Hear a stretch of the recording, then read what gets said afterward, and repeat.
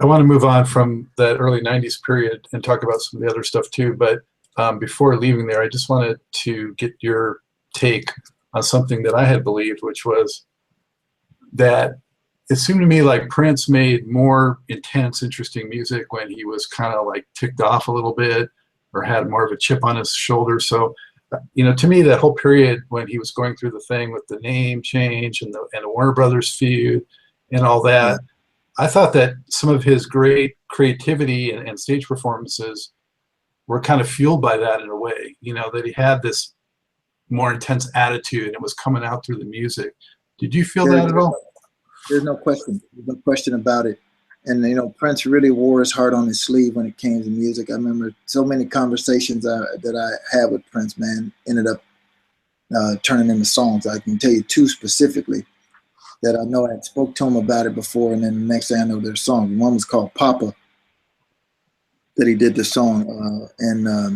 He was just kind of, he was just kind of telling me about how it was growing up and everything. And we just kind of had that conversation about it. And, you know, he's telling me how his stepdad would have him go out and pick out the dandelions and all of this. And he said, yeah, you know, and that dude asked me for a job. And I said, well, you see all them dandelions out there in the yard? He can go out there and pick them out. And he just had a big yuck about it. And then next thing I know, he's got the song Papa. And then, but the biggest one, man, I remember from the Gold Experience, man, that was like Face Down, around that era, not from the Gold Experience, but I mean later on down the line when we did Emancipation. I remember we got a review on the Gold Experience. And, you know, man, we had actually some pretty good reviews on the Gold Experience, man. I mean, a lot of stuff was kind of cool, but this one cat just went in on it, man. And usually that didn't bother Prince. It's like, you know, he could care less about what somebody said about critics, you know, whatever they said. And it was crazy because I remember him showing me this review. This guy just really went in on us and like, oh, this is terrible. This is like this, that, and the other. And I just went on this tirade, man. I was like, man, F that, man. I said, that dude, matter of fact, can kiss all our butts and just lay us face down so he can kiss our butts on the way out. And he just died. I said all of this stuff, man, just like went on a cussing tirade, man. And he just was like laying on his desk laughing. And dude, it wasn't 2 days later, I get a call like to come up to the office, to his like apartment that he had at Paisley Park. This dude got the song Face Down finished, produced, knocked out, all the words, everything, just thank you, good night. Just on everything that I had went on my custom tirade about, and he had made it a song. He said, I got something for you, check this out. And it was like, oh my God, this is crazy right now. And so he would take everything that was happening, and it's like with Warner Brothers, like the fights, like all of that stuff, man. I walk in the office, he'd be standing up in his chair yelling at Mo Austin or whatever he was doing. He just would channel all of that into the music, man, and really talk about, even with Exodus, and like let's talk about the relationship with the labels and how they look at artists and all of those types of things. All of that went in his music, man, because that's what he was feeling. And he would project all of that out. And so definitely there was a lot of warring going on between him and the label. And he was just going to let him know, because he told me, he said, I'm not scared of none of these dudes, man. And he told me, if you find me floating in the river, go look for this dude over here. You know, he told me, like, go look for him. I ain't going to call no names, but he said, go, that's who you look for first. He said, because I'm not scared of none of these cats, and they're just not going to run over me, and they're not going to just do whatever they want to do. And I mean, and that's one of the things I admire about Prince the most. I saw him light up Clive Davis one night like a Christmas tree, because, you know, they were talking about, you know, one of the things that they did. And you know, these are legends of the industry. You know, these cats are heavy duty cats. The record they did. Absolutely. And I remember, you know, Clive was talking about how, well, you know, historically, you know, the artists get their money from, you know, the records from, you know, the concerts and stuff. And he was saying, you know, Prince, you're not selling any records. And Prince said, let me see if I understand you correctly. I'm supposed to make the record and sell a record. He said, what you get a check for? I was like, because he was just like, you know, he was not afraid to speak truth to power. And he was not going to be punked. And so he was like, Clive, if I got to make the record and sell it, what you getting a check for? What do you do?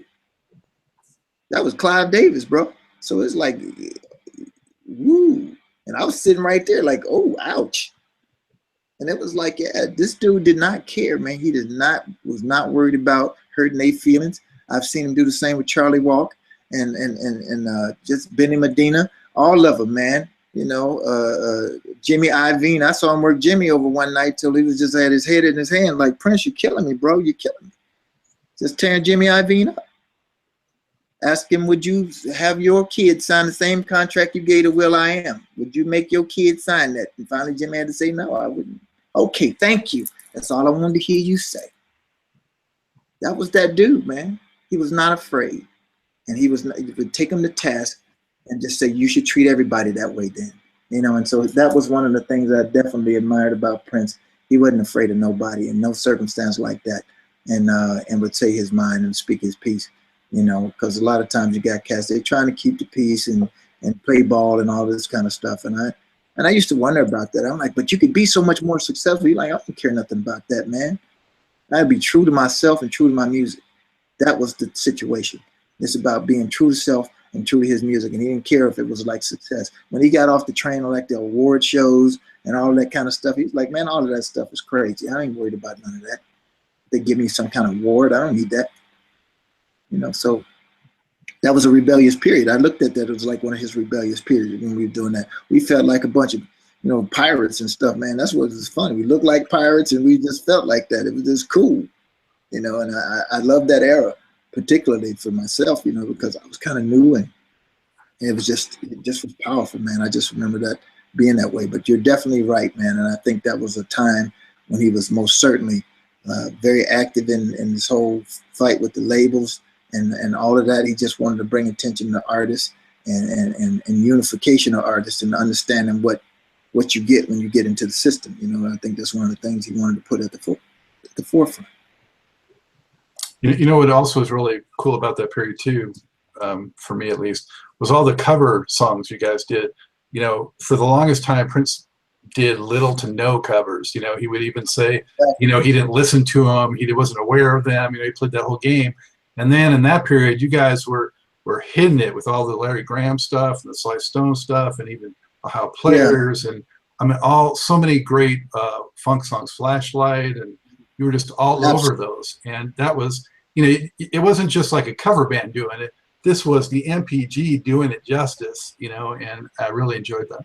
Well, that was good. And I think it was really a big deal because really for Prince, what it was, we were paying homage to some of the people that influenced him. I remember we used to watch tape like Parliament and like James and I remember Ike and Tina Turner, Little Richard, and like all of the stuff. Like I remember one day we just listened to some Little Richard outtakes, man, and it was just crazy, man. I mean, he was an avid studier of history like that because for like football players, they watch other teams and kind of get like what their strategy going to be against that team.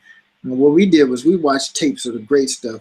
I remember I would be out, man, and I'd buy him some tapes. Like I remember, you know, just some old 1970s concerts. Just like we'd be at really dope spots like Virgin Megastore in Paris or whatever. And we just go in there and buy everything out. And if I saw any vintage footage, like from any of the old concerts from back in the 70s, like, we just buy that and then we put it on the bus and just ride and look at that kind of stuff, man. That was like the bomb for us. Like the old Sly Family Stone days, Larry Graham days back in the day, James, you know, the staple singers, man, like all of that stuff that was back then, man, we would be all over that like the cheap suit, man. It was just like, that was the bomb for us because we couldn't wait to get on one of the long rides and put that stuff on and just kind of like check it out. And then the next thing you know, we'd be playing some of that stuff. We'd be playing I'll Take You There or something from Ike and Tina Turner because that was like moving us, man. It's like, man, look at them getting it. And back then, dude, you couldn't come with you had to hit it. Them cats didn't have no auto-tune. They didn't have no smoke and mirrors. It was like you had to bring it, man. And you had to take it to the stage and you had to have energy and you had to have all of that stuff and kill it. And that's what we like, man. We just like, dude, look at this performance. Look at how the energy. Look how they got the crowd. They pumping them up, and we just looked at that like this is our tape. This is our inspiration to like come and do like what it is. And so we played that stuff, especially in the after show. We couldn't wait to get to the after show to start hitting some of that stuff, man. It was like that's fun. you know. So and he loved that, man. And I remember when he did the Emancipation special, we had like 4 covers on that. I can't remember aside from when he did. I think he did a Joni Mitchell song on One Night Alone. well, I mean, before that even, I think when I'm a lonely painter, A Case of You, yeah. And so he really rarely did like recorded a cover, and then we did like 4. And I remember when he was talking about God Was One of Us, like the song One of Us. I remember him telling me about that song. He said, "Man, I really love this song." Joan Osborne, I think. He said, "I really love this song. It's like the song I would have wrote if I wasn't afraid to write it." He said she was really courageous to write this, and he said, I wish it's just like man, I wish I'd have wrote it. He said, but I was just too afraid to write that song, and I was like really saying something because it really appealed to him, and I love that song. I remember he just kind of changed some lyrics a little bit, but it was a very powerful song, and I loved playing it. He loved playing it, and you know, he would just do some amazing justice to some covers, and then it just got to be a thing later on where he just like doing covers like on records and stuff. But I think that record opened it up. Actually, one of my most unforgettable times seeing him was, you know, I used to go to as many of those Glam Slam shows as I could. I was living in Los Angeles, and I was just so psyched that, you know, we had that club there. And one night, you know, it was one of those shows where he would come out late for an after show and then leave 2 or 3 times, you know, and still come back later. And a lot of people would leave, and most of the people were gone, but I was there till the bitter end. And he brought Stevie Wonder up there and did Maybe Your Baby. I remember that. And Remember that. yeah, just to see Prince there playing his guitar, Stevie doing Maybe Your Baby on the keyboard, and to see Prince, like his face, like a little kid looking at his idol, and the sound. I mean, that was just 2 of my heroes. It was unbelievable. Yeah, it was, man. It was funny too. I remember after that show, because if you remember, man, we vamped on that for a long time before Stevie came in finally. And it just kind of, because Prince, you know, Stevie was talking, you know how Stevie, he can get some political type of stuff, and he's talking, man. And we was like, man, that was a long vamp before we kicked in, but when he came in, he killed. He said, I think he was trying to remember the lyrics, because he was like, he just went, man, and we like, wow, and we just like kept this thing going. It seemed like 20 minutes, man. But when he came in, oh my God, I just remember that look on Prince's face when I feel like, and it was just like, thank you, good night. Stevie's in. And once Stevie's in, thank you, good night. It's like it's a wrap. He just hit that line, and man, it was crazy, man. And it was funny, man. There was a lot of people there that night. I think that's the night that Greg Gaines was there. And he just like, I remember looking over at Greg, and he just had his head laying on the stage like he was dead. He just had his head laying on the stage like, I'm done, man. And that's what, right after that show is when he called me and told me, I want to play with y'all, man, because he was just like sick. You know, Seal was there that night, I believe, with Wendy and Lisa. It was bananas, man. I think Mavis Staples was there that night, if I'm not mistaken. But it was, you know, that's what I'm saying, man. There's so many shows like that where it's like, those are our heroes. And when Prince would get with them, it was just like we were kids in a candy shop, man. It's like, you know, Graham and all of them, that was like our heroes, man. We used to tear the record store up to go get those Graham Central Station and Sly and the Family Stone records, man. When they came out, we were already waiting at the door at the record store to get it. So, I mean, to have them cats, Maceo, you know, be on the stage with us, man, and be a part of what we're doing. It was, man, it was like a dream. It was crazy. You know, I saw Larry Graham when he made a comeback tour in '94, early '95, played House of Blues in Hollywood, and I got to go backstage and spend some time with him. And I told him, I said, have you met Prince? Because he's been playing, that band's been playing like so much of your stuff, you know, I Believe in You, The Jam, all these songs, It's All Right, all the time. And he goes, I haven't met him yet. He goes, but I've been hearing that. He goes, I'd like to meet him. I'm like, you got to hook up with him. And we did in Nashville, and that's what happened. I mean, Sinbad, I think, was doing the whole funk tour thing, and we just happened to collide in Nashville. And Larry came to the after show, man, and And I think Prince prior to that had actually sent him some tracks in Jamaica and stuff, and I think he had sent it, but I think that's when they met, was in Nashville, and then the rest is history, man. He came up, and man, it was like you could have punched a pin in all of us, man. I mean, like Larry came up and us to play the songs with Larry, and I think him and Prince had never met prior to that. It was like, thank you, good night, man. It was crazy, and the rest is history. You know, that's the people that we looked up to, and I remember seeing Prince on many occasions with like Mavis Staples and George and all of them. It's like that was the kid in him being around them, because that's the stuff that he loved and that he learned from. And then to have those people like work on the label with him, and then also do the film, and then do all of the other stuff, man. Shaka too. Shaka Khan also. Oh, absolutely, man. Yeah. You know, he told me Shaka in Sly Story when he first started, man. He tricked Shaka and thinking he was Sly Stone. And when she got to the studio, she realized it was like, you know, it was him. And he said, "Oh man, I fooled her." And he said, "I was kind of scared, because when I hung up the phone, I was like, oh, she's going to come down here and Sly ain't going to be here, and I'm going to be in a world of trouble."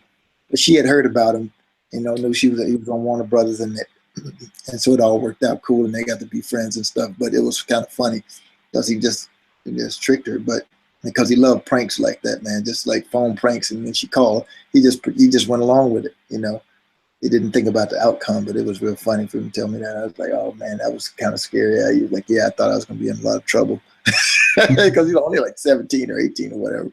So it was so that was cool. But yeah, man, I mean, and that's what's great for me, man, is because these are all my heroes. I mean, you know, you're talking about Graham and Shaka, dude. This was like, and I mean, and she immortalized me. I mean, they immortalized me because I'm just a joker, man. And I remember she was recording. I went in the studio, and they were working on a song called Drama.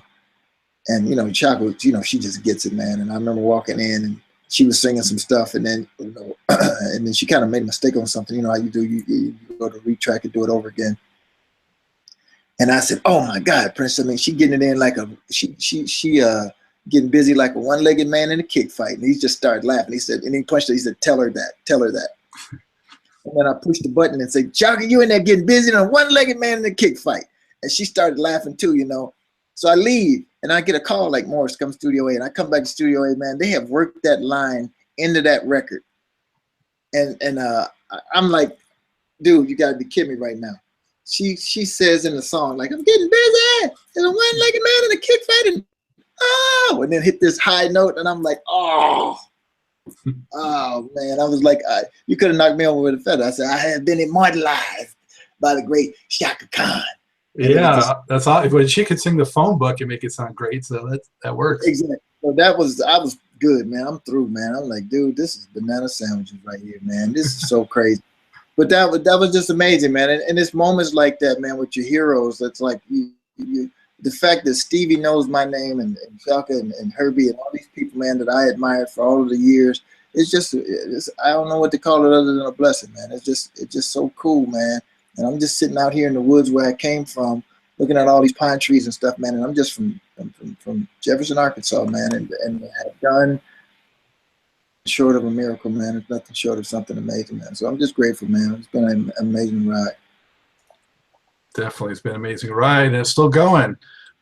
Morris, yeah. you touched on sort of, you know, what you admired about Prince, and you know, he was an innovator in so many different ways. And I want to just mention a few things from, you know, while you were there that were very innovative, and just get your feedback on it. So, you know, things I'm thinking about is, you know, he was one of the first. He did that interactive DVD CD-ROM back in, you know, the early 90s. That thing was really cool. I had a copy, and, you know, you got to try to go into Paisley Park. He did the MPG Music Club with downloads and those tracks. He did a lot of things online, and he was the first. He did the Glam Slam clubs with like simulcasts of performances. So many of these kinds of things, you know. What was your take on them at the time? Did you sort of kind of start to take it for granted, and just talk about him as an innovator in all those different kinds of ways? Well, I think Prince was always an extraordinary idea guy. Like he would just think of the most incredible, just things that you just wouldn't imagine. I remember when I was kind of like around 2002, 2000 through to 2004 or something like this. I was with Maceo, and I still lived across the street from Prince. So whenever he'd see me at home, like he'd like have me come over or something like. And I remember one day I was just out in the yard and he saw me and he came and grabbed me and I went to the house with him. And I was, I just got off the road from being with Maceo, and I remember him telling me, "Man, you're gonna start seeing some stuff on the news. It's gonna hit the fan in any minute now." And he just kind of told me, he said, "Don't say nothing, but it's gonna be like this." And he started telling me about how he had did this thing with SoundScan where he did like he started putting the ticket, the record in with the ticket price, and they were like fighting about how they were saying that he can't do it. And he's like, "Sure, I can. You made your own game. I made my own game.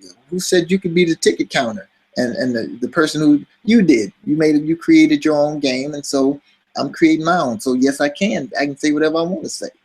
So, and he just told me like how all of that stuff and how all of these different things when he was going to do stuff like this and with the internet, like selling the record over the internet, and like, because he would tell me, he said, like, think about it.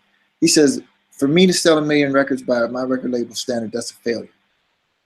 But he said, if we're selling 1 million records and we're getting all of the money, that's more money than I would have got on a for mega selling record that if I'd have sold it.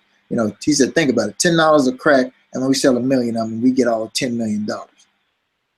That's more than I would make on a record with Warner's if I had stayed on the, with their situation. So a 1 million selling record, a gold record, that's a platinum record, is a mega hit for me.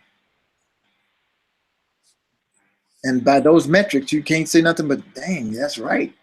You just got 10 mil because you just cut out the middleman. And you can get it direct to the people. So all you need to do is get 1 million sales and thank you, good night. It's like, bam. So a gold record at that point is, is even like not too shabby.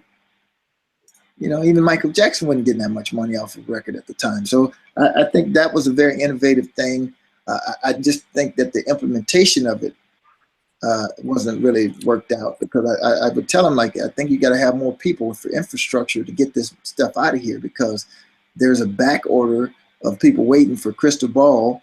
And then he made a deal with Best Buy, and the people who had been signed on for like 6 months was like, wait, we've been waiting for 6 months or longer for the record, and then you just did it, and now these people are getting the record now and with some liner notes. So it was like stuff like that that kind of hampered the process. And I remember thinking, like, had it been delivered properly, I think he could have just like changed the game. I think everybody would have followed suit, like Janet and like Madonna, the people like that were like huge at the time, who didn't need, because when you think about what a record label does, well, what do? Well, they have distribution.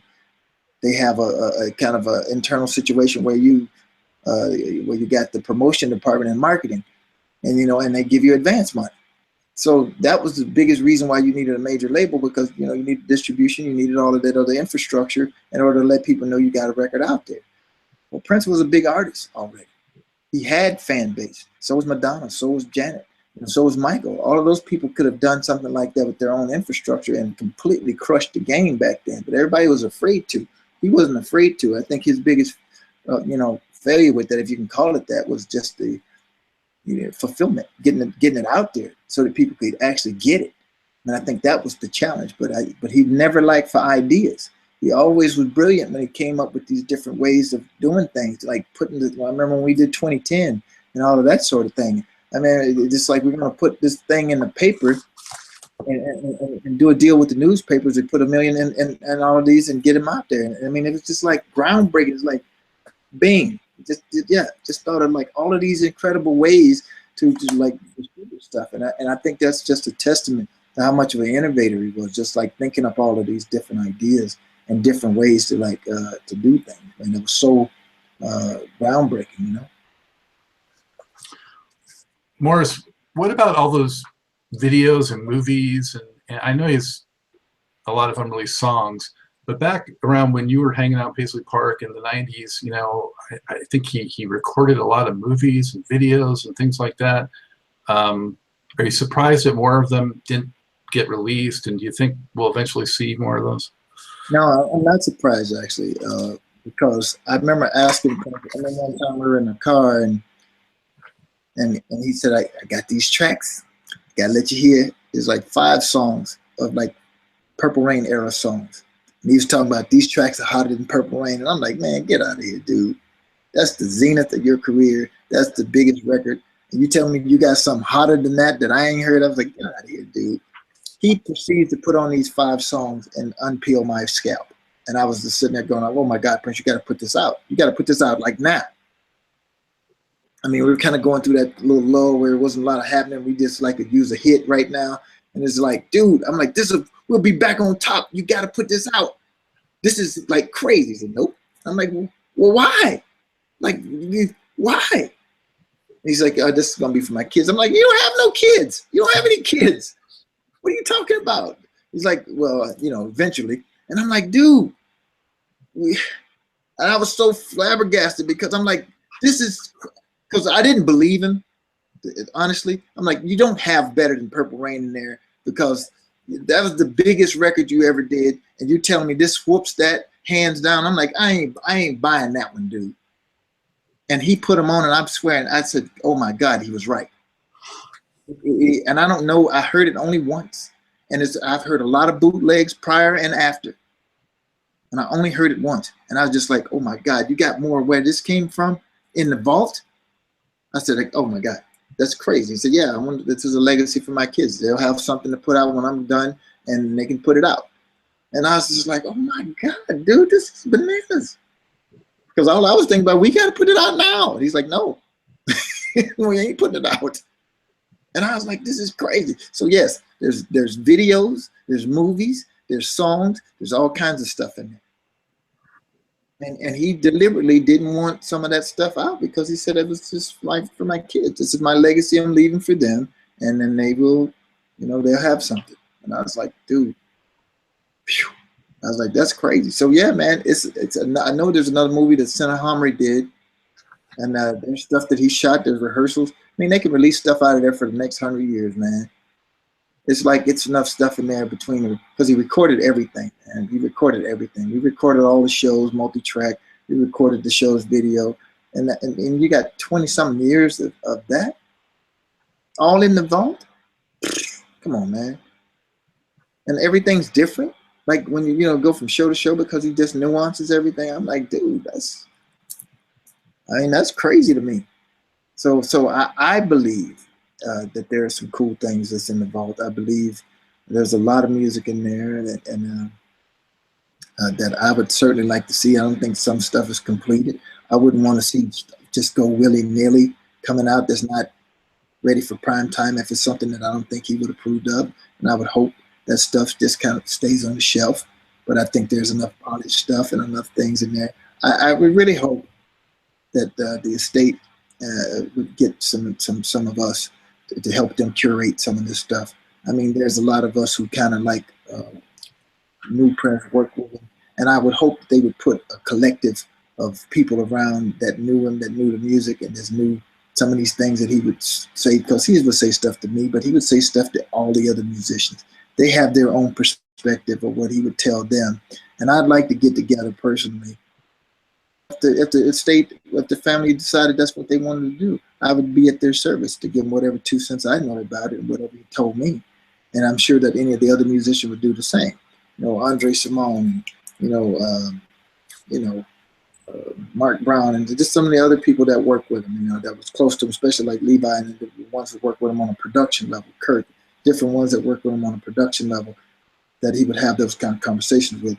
And so I would hope that they would just put a panel of people together that could really just come together and just like decide like, hey, this is one of the best ways to disseminate this and get it out in such a way that it sounds great. The mixes are polished, the mastering is all nice, and everything sounds great, and it's just not just willy-nilly.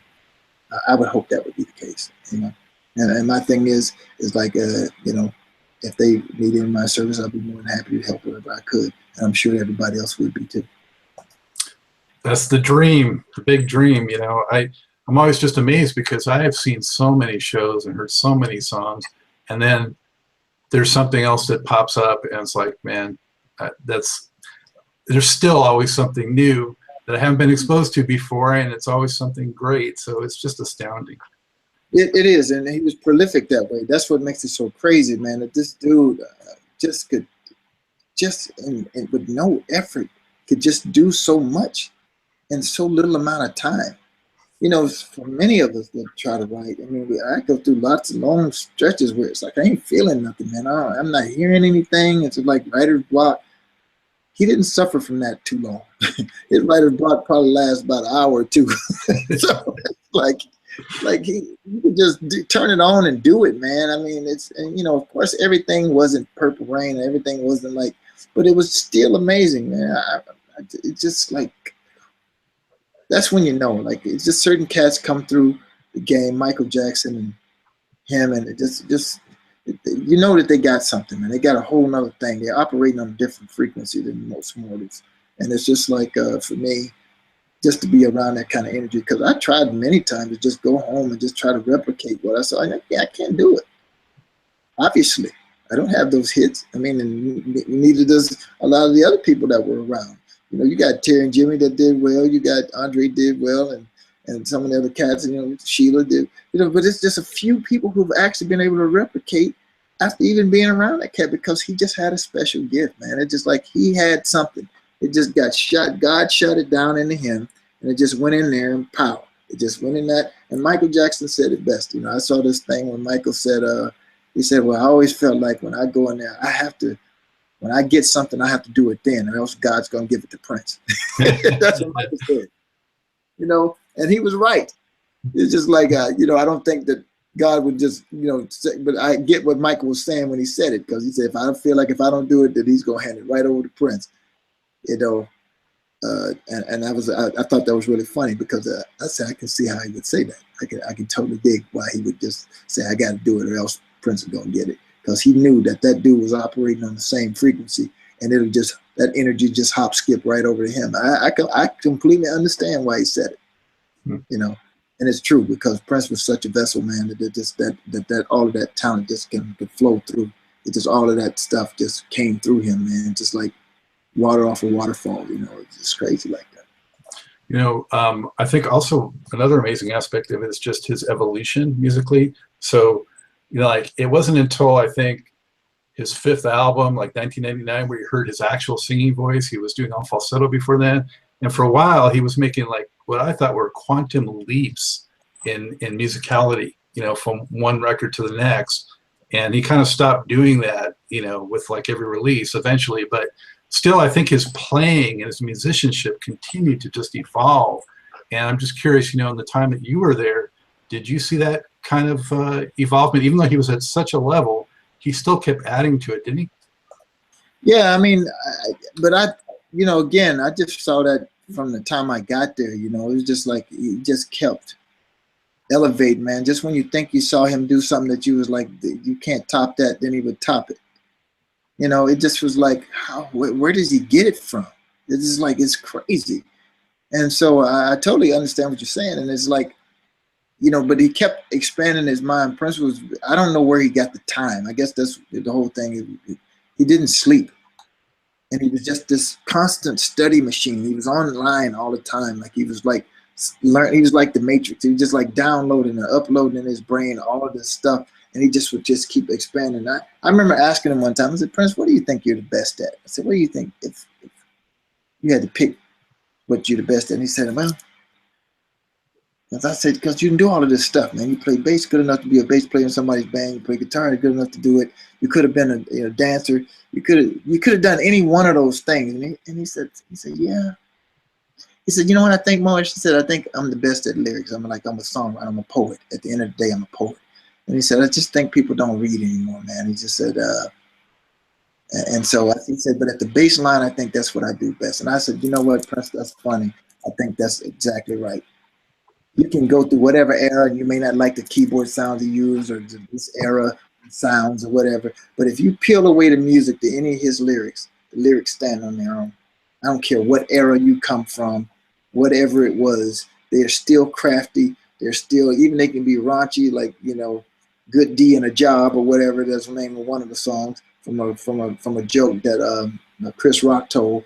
It was kind of rough, but he was clever though. Still, he was always clever in how he constructed his lyrics and how he could do that part. And I always thought that was the best thing that he brought, was his lyrical content and what he did with that. He was always ingenious with that. Because he told me, he said, I hate bad lyrics, man. He says, one of my pet peeves, man, I hate bad lyrics.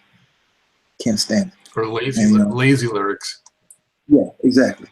And that was a thing that he said used to bother him a big time. He says, because nobody reads anymore. Nobody understands poetry. They don't read poetry. They're not learned like that.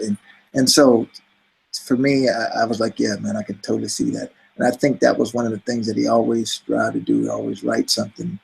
And when I look at it, and I remember he had us all printed out a book of his lyrics and stuff. Like I got this book, this thick thing that's got all these. And I just remember reading through it and just like going like, how crafty is this, man? Just, you know, some of the stuff I had been playing for ages, not really paid attention to it like that because I was too busy working on music, and I just kind of read it and you just go like, wow, so that's what that means. It's like, okay, I get it now. Because some of the stuff I have to admit, man, I don't know what he's talking about. I'm like, you know, butterflies and zebras. I'm like, I don't know, man. You know, I'm just a simple dude from Arkansas. I don't understand what he's talking about on that frequency. Maybe it's over my pay grade, man. But that was the thing. It was just some of the stuff made you think. It was very cleverly done, and you know, you just kind of got the vibe from it. It's kind of like this. It was just fascinating, man. Just how it all would kind of like, you know, kind of turn, and it was just like, it was really amazing, man, that he was able to do that and do everything so well. And I think that was the thing he was always looking to do, was to expand. And so he would see players, and he wasn't, the other big thing, man, he wasn't afraid. He wasn't afraid to try something. He wasn't afraid. And, you know, someone was like, well, he shouldn't rap. He shouldn't do this. And he's like, man, I'm going in. I do it the way I do it. You know what I'm saying? He was just like, I'm going to do it. I'm going to try it. Ain't nothing too big for me to give it a shot and do a foray. I'm just going to do it with my flavor on it. And that's what he would do. And so, you know, man, I think that was a big thing. And he always wanted to expand. We used to listen to stuff, and you could kind of tell when he's been listening to some Robert Johnson or whatever, you know, whatever it was, you could tell, because that would be an influence in some of the music. You know, you can tell when he's been on the Carlos bench, listening to Carlos Santana, you know, you can kind of feel it. I remember when we did the song, When I Lay My Hands on You, and it's just like, it just sounded like he just channeling Carlos, man. It was just crazy. The sound, the approach, all of that, man. And then some other stuff is like Hendrix. It's like he just like, it's Jimmy Day. And it's just like you just feeling channeled because he probably been on a Hendrix bench. And it's just like you can feel it, you know, like Xana Lee and some other different stuff that we were doing around. It's just like The Ride and all this other kind of stuff where he's singing the lines that he's playing on his guitar. And it's just like he just constantly was just moving the game up, constantly stepping up the situation there. You know, I heard you on an interview from earlier this year, and you referenced an amazing experience seeing Prince like tune his guitar while he was actually playing. Yeah, so, but apart from that, what is like one or two other of the most amazing things that you ever saw him do? Well, I mean, he was really good at just spontaneous things, man. I mean, just like he could fill out a situation. And just, I remember we were in, I think it was Germany, man. And we had never played this song. It's called Solo. And it's on the Com record. And I had never played it. And it was, man, it was kind of scary because it was crazy because I never really played the song. It was one of the songs we didn't work on, but he just felt like saying it that night. And he just said, yeah, Morris, just back me up. So I just had to get on like this organ sound. I'm on some keyboards that I don't really normally use. And so I just kind of had to just find the sound. And then he sang solo. And I just kind of did my own thing on it. And it was just like me and him. And he was like, so we just went to church. And he just murderized it. like Michael and Sonny and Tommy, everybody just like kind of. Tommy wasn't even actually there that night. It was just like we just went, and Tommy didn't feel like coming out, and he wasn't even there. So me and Mike and Sonny just ended up doing it. And dude, it was so crazy. I mean, even Sonny and Mike, I could hear them like going woo woo on the side, like woo wooing on the side. And because he just went to that false, and he's like singing hard, and he's like woo, it's like opera. And I remember after that, man, it was like he was like, "Damn, Morris, that was cool, man." He said, "See, Kathleen Battle, see, you can be doing some stuff like this with the opera singer." She was in the audience, and he was just talking about like how, like he just was like so excited, man. Like when it went there, and and just like on the fly like that, man. It ain't nothing we had worked on. We hadn't rehearsed it or nothing. He just felt like just back me up, and we just gonna go like you do at church. Just follow me.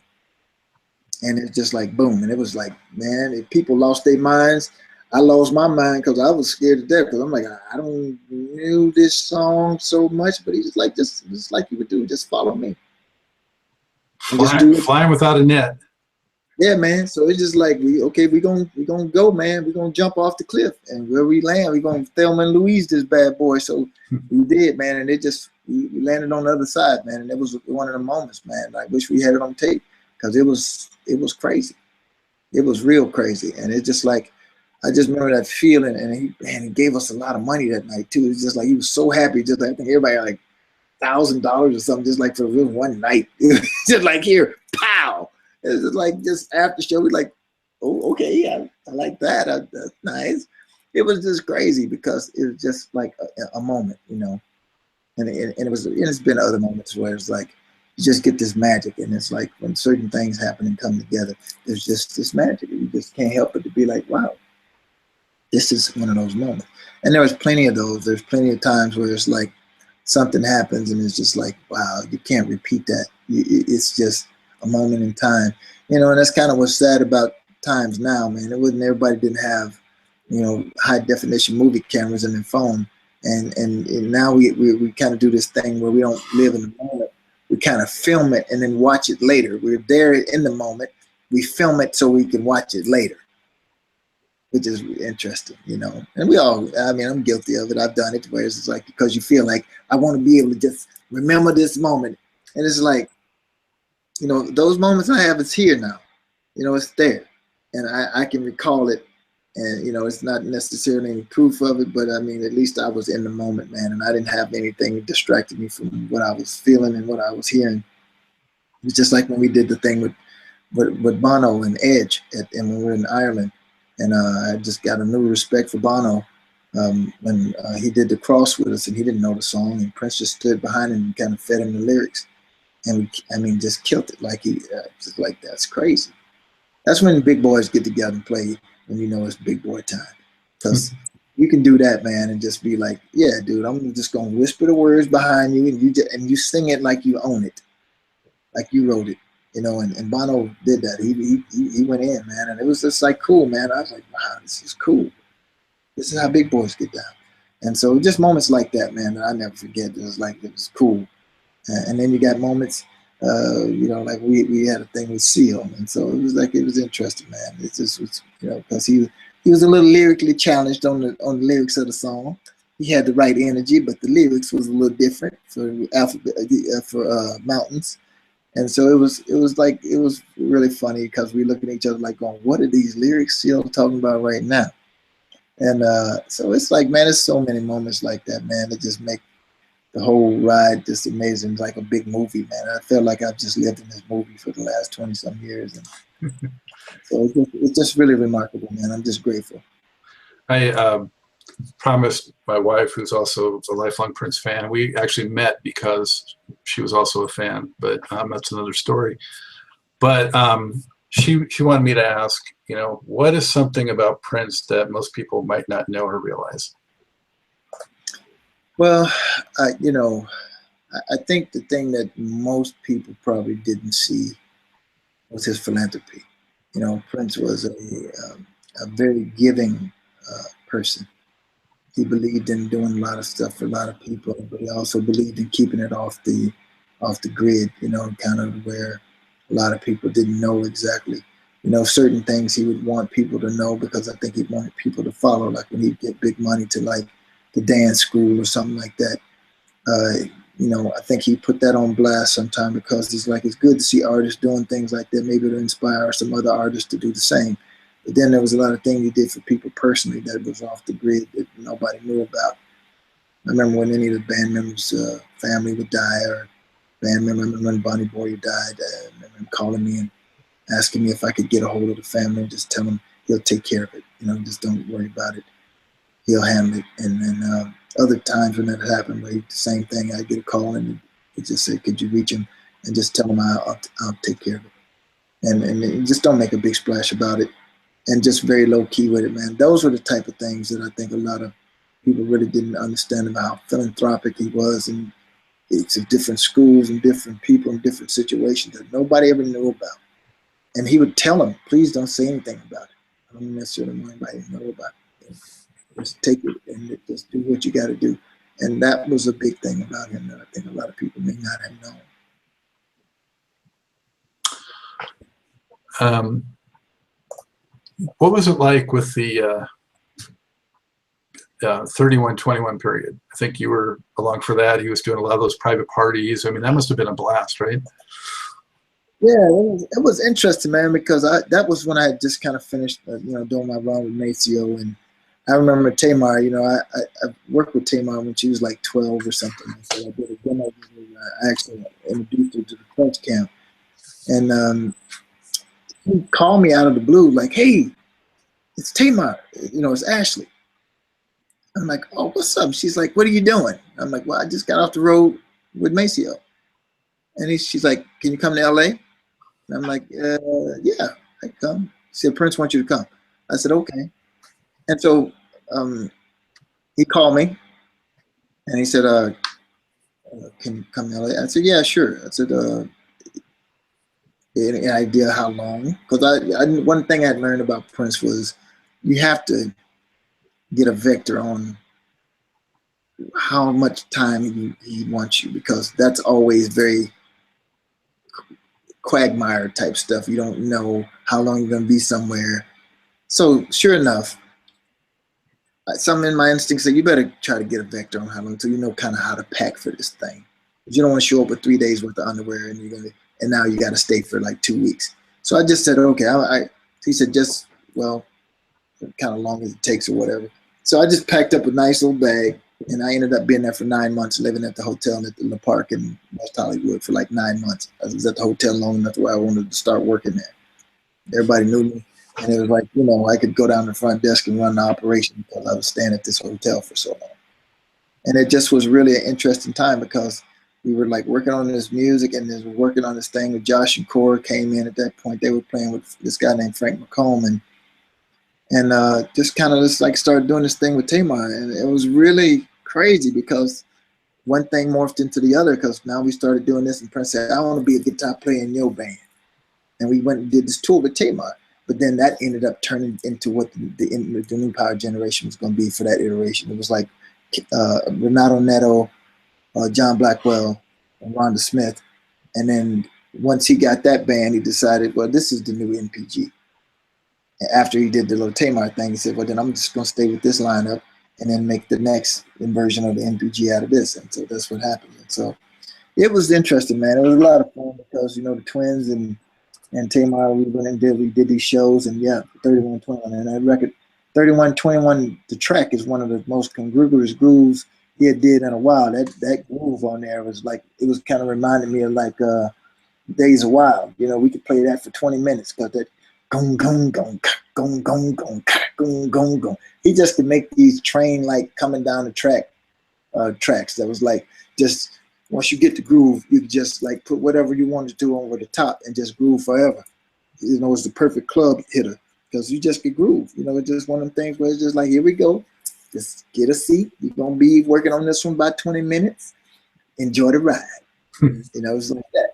So that record was, it had a few gems, but cool, Black Sweat and everything.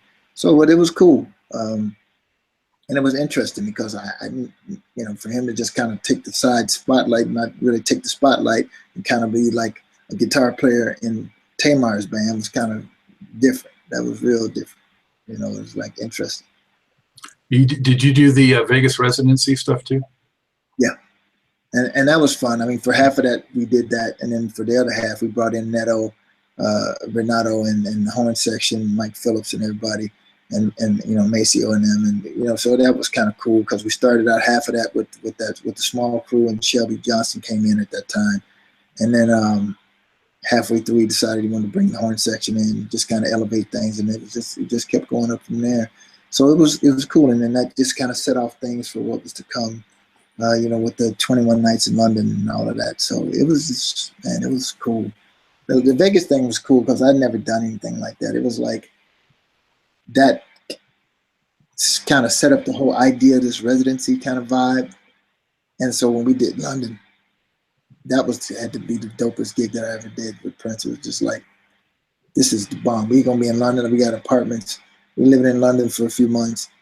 And I just get on the tube and just go to work on the tube. I had a studio set up there. I had my own room that, Prince would have my studio set up just like I had in Vegas. And man, I get on the tube, go, I could get in the arena at any time, had my own keys, just get in and it was just dope.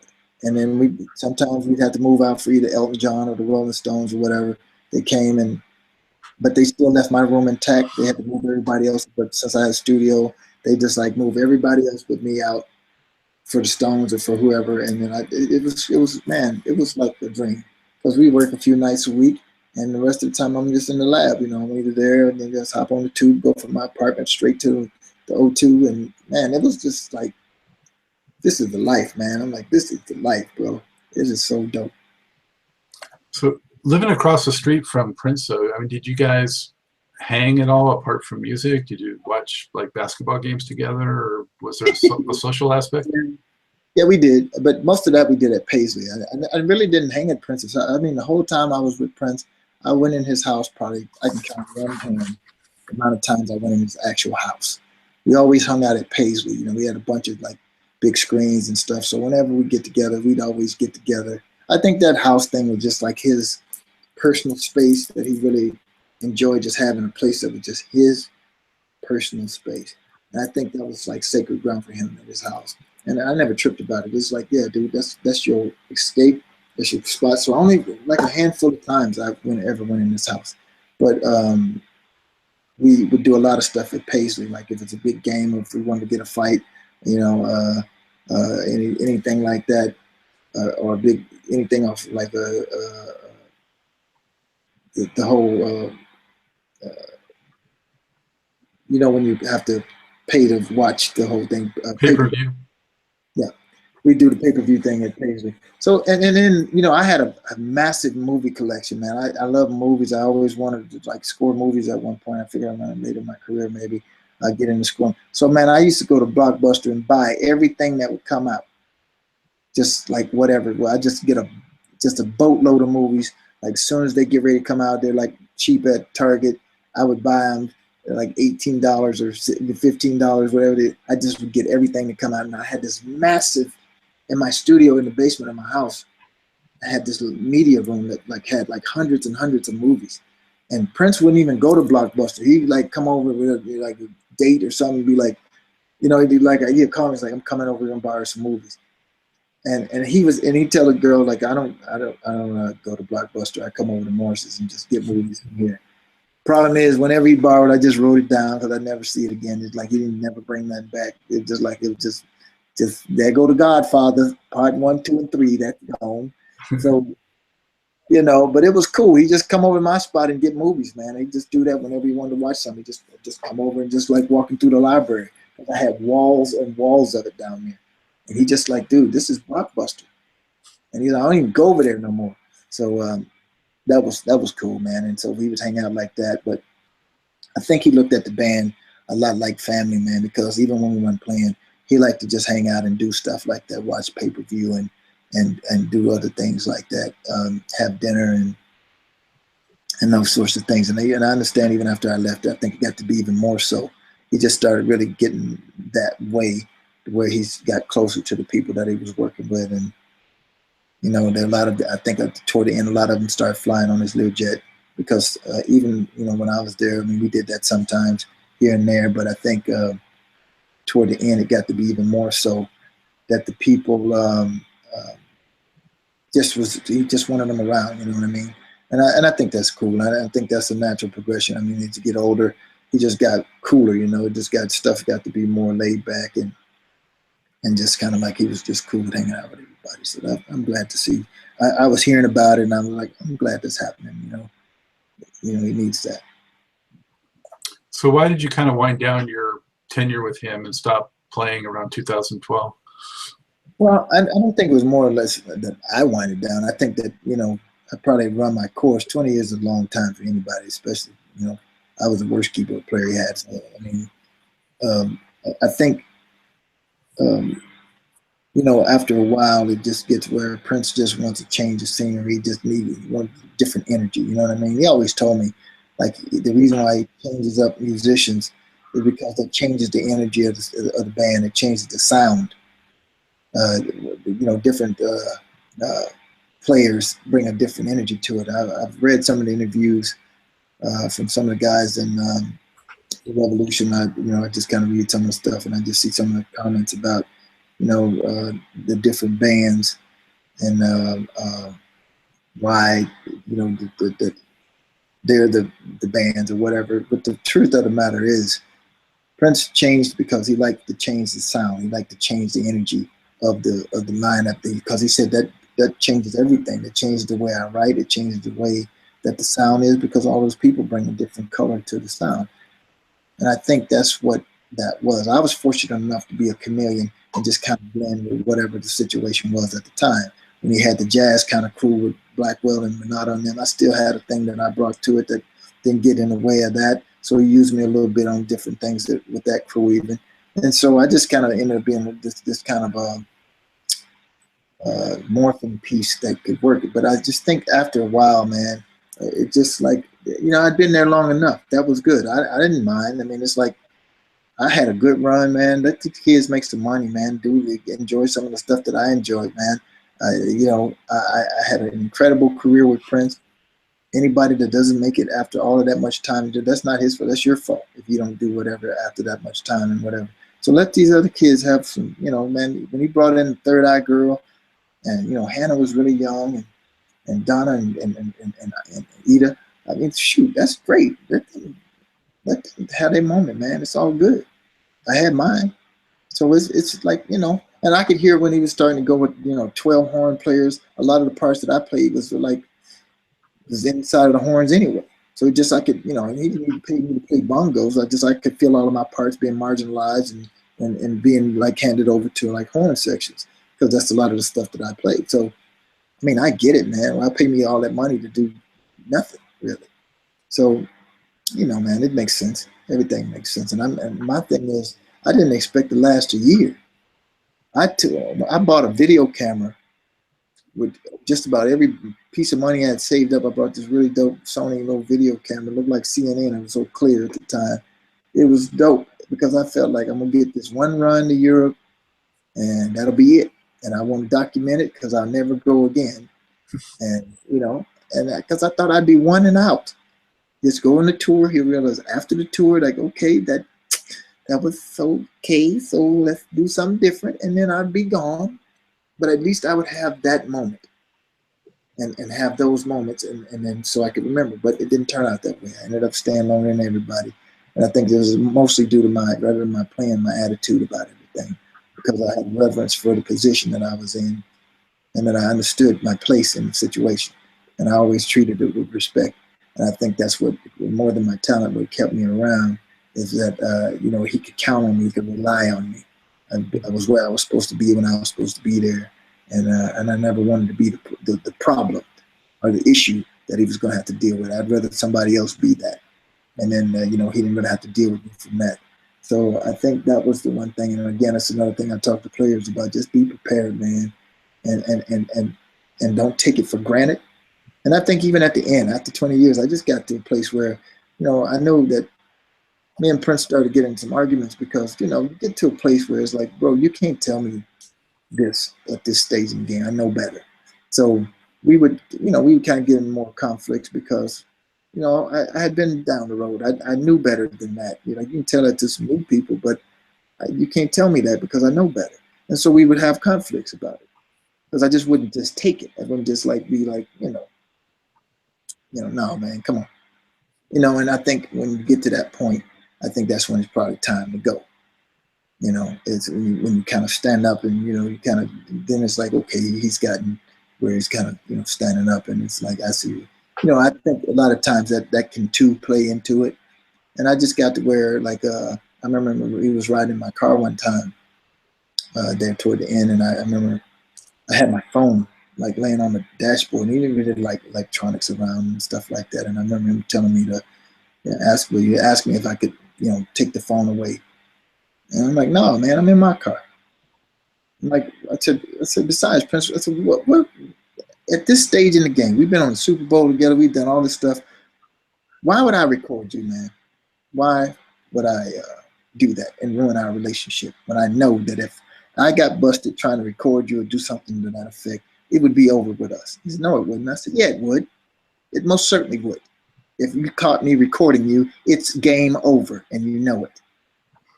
Why would I do that? I said I wouldn't do that and ruin all of that. And I said, what? And for what? To prove what? Did I know you, or that I look? I got Prince on my phone, like I got him recorded on my phone. We've been on the Super Bowl together, bro. So what do I got to prove to somebody? I wouldn't do that. And so it was an affront on my integrity, the way I felt. And so I just told him, like, no, man, I'm not. You're in my car. When you're in your car, then you can have it the way you want to. But if you're gonna ride in my car, my phone it rides up there. It's okay. When you get to that point, it's like then I called him on it, and and it's like, so okay, Morrison, he's a tough guy now. So I don't know, man. It's just like things like that. But it was just, again, it didn't make any sense to me. Of course I wouldn't do that. I knew how he felt about that sort of thing, but I wouldn't allow my integrity to be called in question, and to say that, well, you're going to record me. No, I wouldn't. I wouldn't do that. I would, because that's my integrity. I wouldn't do that to you. I wouldn't try to do something just to prove. I don't have to prove anything. I'm in music history from now on for the work I've done with you. Why do I got to record you for what? So I think that's where, at the end, I think it kind of had gotten there. And so it was cool, but I just was like, so I wouldn't, it would have probably been a time early on where I wouldn't have said it. I just would have took the phone down and put it away. But I just didn't feel like at that point in the game, I was willing to be tested like that. And I just was going to let him know that, man, I don't appreciate you, thinking that that's something I would do, because I would not do that. Did he make band members sign NDAs or agree to, not disclose? Oh, yeah. All artists do that, man. I mean, there's, stuff from early on. I hadn't signed one in ages, but, when you first come on, I think any major artist, you sign that kind of stuff. And I think you probably should. I mean, it's like, yeah, a lot of that stuff. But then I would see some of the latter ones, and they were so crazy, like, that I was like, if I sign this, I'm already in violation based on what I do for work here. So if I signed it, I would automatically be in violation of doing that, because that's what I'm looking at right here is what we do. It's what I do. So I can't sign this. I would be in violation. So I wouldn't sign it. So, but like I said, yeah, I think that's a reason for that. And because you don't want people that, like, after things are done, come all out and put the man's business in the street. I mean, I wouldn't do that. I mean, when I talk about Prince, man, I've done tons of interviews, and I don't never try to, it's not my thing to try to have some salacious piece of info and who he used to see and what all of this kind of stuff, man. That's not, I don't care anything about that. My thing is, I'm more interested in the things that I've learned and disseminating that type of information. I don't ever want to say anything that's going to be a detriment to Prince or anything like that. So that's not it. I'm not interested in that anyway. And I don't need a piece of paper to do that. That's just my professional integrity. He was my friend. I don't want to say anything that's going to sully his name or his situation. I would never do that. So that's not what my thing is about. I like the stories about Prince, and I think there's a lot of stuff about Prince people ought to know. And I know a lot, as far as that kind of thing. And I think as long as it's done tastefully, and as long as it's done in a positive way, and not that I don't want to hurt him. And I don't think most of the people that was around him would. I don't think. And anybody that would, that's unfortunate, because most of us, nobody would know if it wouldn't have been for him. So no matter how good, there's a lot of great musicians that didn't have the opportunity that we had. And so nobody knows about some of these cats because they didn't have an opportunity to do what we did, and much better players than me. So I don't take it for granted, and I don't trip. So I just think that the least I can do personally is to maintain a level of professionalism and respect for somebody who put me on. The fact that I'm sitting here talking to you wouldn't have been possible had it not been for Prince. And I'll never forget that aspect of things. And I'll never, get to a point where I disrespect that relationship.